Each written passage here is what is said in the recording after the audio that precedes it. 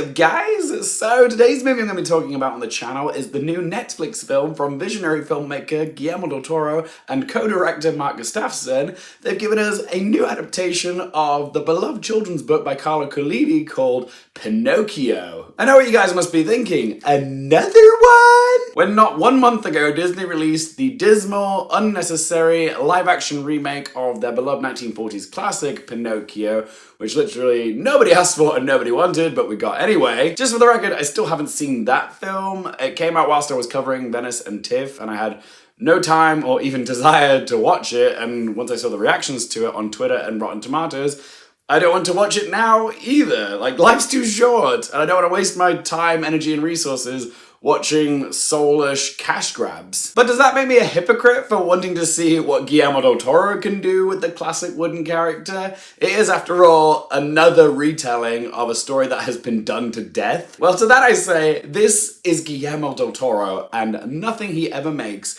is soulless, and it gives me such joy to say that his version of Pinocchio is an absolute triumph. He breathes new life into this old wooden tale. This is Guillermo del Toro working at the peak of his storytelling powers, and you can tell it's a Guillermo del Toro film as you watch it. Even in animation, his signature is apparent. It's dark, it's whimsical, it's visually gorgeous. It takes you on this fantastical journey from the point of view of a child while set to the backdrop of a war, which is very Pan's Labyrinth. And along the way we meet mythical creatures like wood sprites and sea monsters, all the while listening to a wistful, melancholy score from Alexander Desplat.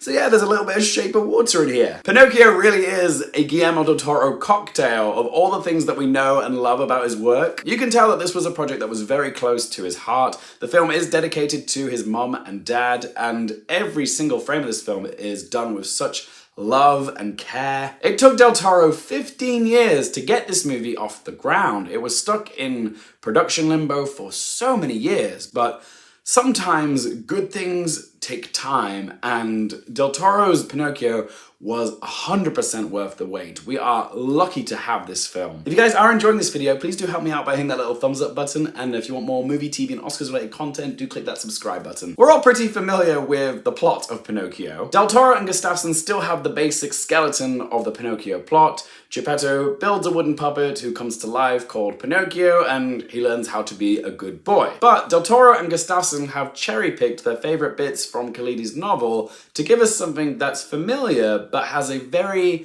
adult feel to it. That's the wonderful thing about Guillermo del Toro's Pinocchio, is that while fundamentally this is a family film, it doesn't shy away from addressing the darker topics of life like loss, suffering, exploitation, deception, war.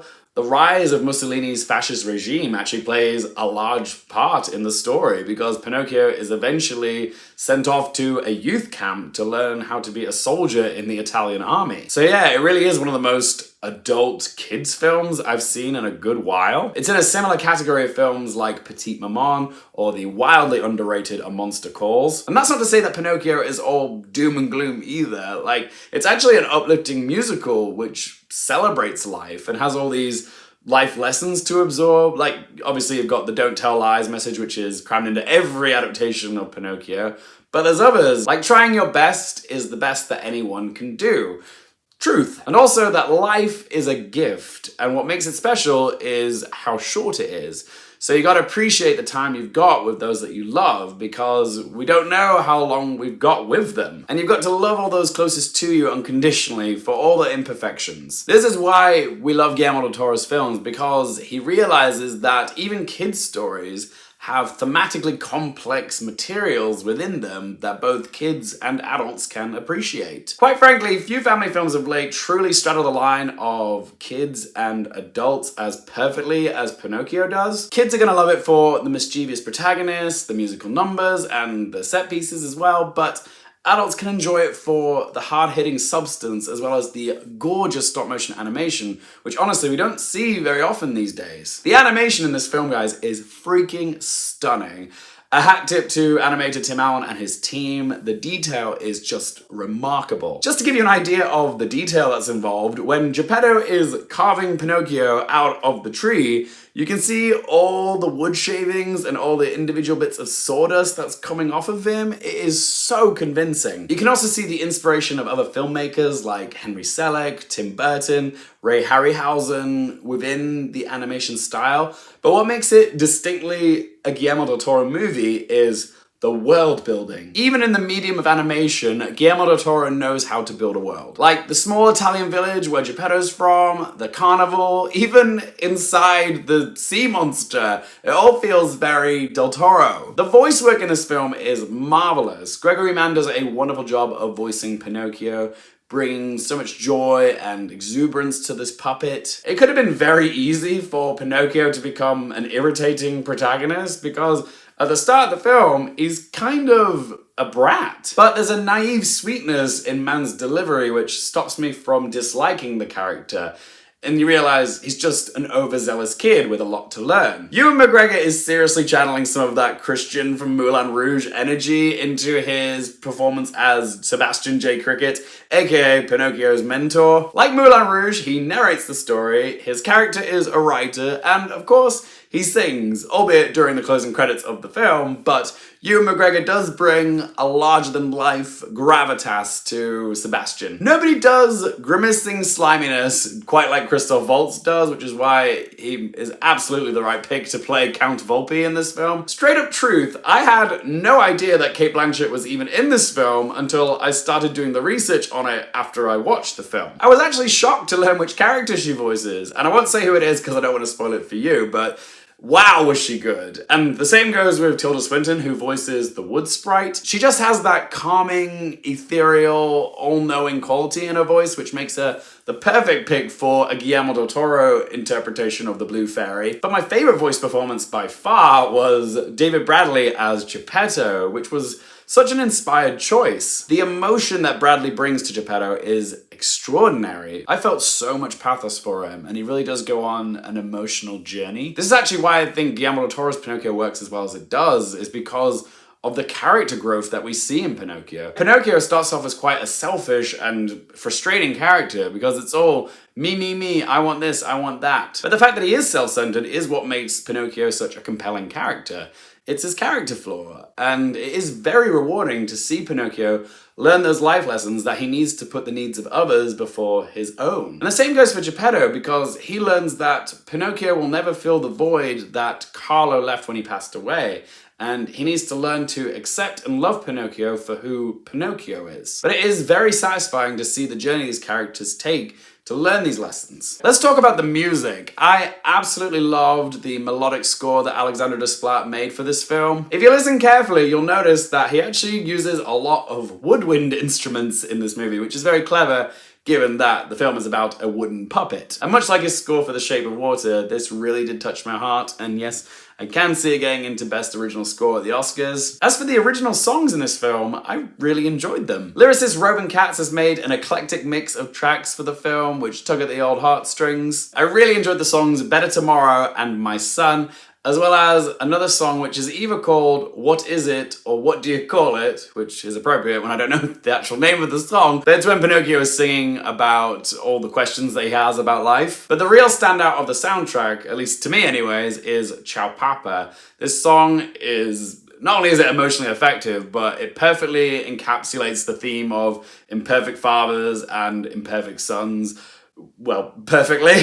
They should submit that song for Best Original Song at the Oscars. Not sure it can beat Lady Gaga's Hold My Hand, but I can see it definitely getting a nomination. I will say the songs in this Pinocchio aren't as instant classic as Disney's When You Wish Upon a Star or I've Got No Strings. Like, I didn't leave the theater singing along to any of the songs. They don't possess that instant earworm quality of the Disney film, but they are lovingly made and beautifully sung. I guess time will tell if they have any longevity. As for other Oscar nominations, I feel quite confident in saying that Guillermo del Toro's Pinocchio is definitely going to get a nomination for Best Animated Feature, and I also think it has a pretty good chance of winning it. I'm not going to say it's a gimme just yet, because it does have some stiff competition from Disney and Pixar. Like, Turning Red has a very passionate fan base, and also Disney's got Strange World coming up, and nobody's even seen that yet. Also, Disney and Pixar have remarkable track records when it comes to winning Best Animated Feature, so it's not smart to bet against them. However, if there's one Netflix animated film to do it, I think it could be Guillermo del Toro's Pinocchio, because it's Guillermo del Toro, and the Academy loves Guillermo del Toro. Just last year, he got into Best Picture with Nightmare Alley, which wasn't even that loved, to be fair. So, yeah, if he can get into Best Picture for that, then I could definitely see an outcome where he wins Best Animated Feature as well, even though it's a Netflix film. But also, I do have to entertain the possibility that Pinocchio could even show up in Best Picture. I'm not saying it's definitely going to happen, but I just know audiences are going to love this film. It is going to be such a crowd pleaser. And yeah, if Nightmare Alley can get in, I think Pinocchio is a substantially better film. So I think maybe it's not out of the realm of possibility. The only thing is that the Academy doesn't very often nominate animated films. It's only happened 3 times. Beauty and the Beast, Up, and Toy Story 3. And also, Pinocchio is a story which has been done to death, which is why it's, unlikely it'll get into Best Picture, but I do have to entertain the idea that it could, because it's Guillermo. So, yeah, there's an outside chance it could make it into Best Picture. I'm not putting it in my predictions yet, but wait and see how the race goes. Keep checking my Oscar prediction vids throughout the months to see where I stand. But yeah, if Netflix is smart about it, they should put a lot of love and energy into a passionate campaign for Pinocchio. So let's ask them 3 questions. Firstly, would I watch this again? For sure. Not only is this one of my favorite films of 2022, so I'm going to be watching it multiple times, but it's the type of film that I can see myself watching with my future children. Yeah. I also really hope they do a physical release of this movie, because I do want to add it to the wall someday. Question 2, do I recommend it for you guys? Yes. Just yes. This isn't one of those films that I think only certain people will be able to appreciate. It's one of those movies where, regardless of age or gender, I think everyone can appreciate it and enjoy it. I highly recommend watching it in a cinema if you can, but it is the type of lovely family film that you can all just snuggle up on the sofa and watch at home on Netflix. So yeah, it's coming to cinemas sometime in November, and then it's going to be on Netflix from December 9th. So decide for yourselves. But yeah, watch it with your kids, watch it with your partner, watch it by yourself. But yeah, just watch it. And third question, what score to give it out of 10? This might be a bold statement, but hand on heart, Guillermo del Toro's Pinocchio is, without a doubt, the best interpretation of Pinocchio in 2022. I mean, it kind of goes without saying, doesn't it? But no, seriously, I think, honest to God, this is my favorite interpretation of Pinocchio I've ever seen. A near-perfect genre blend of stop-motion animation, musical, familial drama, comedy, fantasy, horror, and adventure, which only Guillermo del Toro could pull off. It of course gets a 10 out of 10, and it absolutely is a film that everyone should watch at least once before they die. It is a miracle of a movie, do not miss it. But as always guys, it's just one bloke's opinion. I do want to hear from you. Are you excited for this film? Have you seen it? If you have, what did you think of it? Is it your favorite Pinocchio interpretation ever? And what do you think its Oscars chances are going to be? Whatever you have to say about this film, let your voice be heard in that comment section down below. For more movie, TV, and Oscars related content, don't forget to click subscribe, and if you want to follow me on any of my socials, Twitter, Instagram, Letterboxd, TikTok, all those links in that video description down below. And as always, thank you guys so much for watching. For more things related to movies, TV, the Oscars, and popcorn culture, I'm Luke Carefield, and I'll see you next time.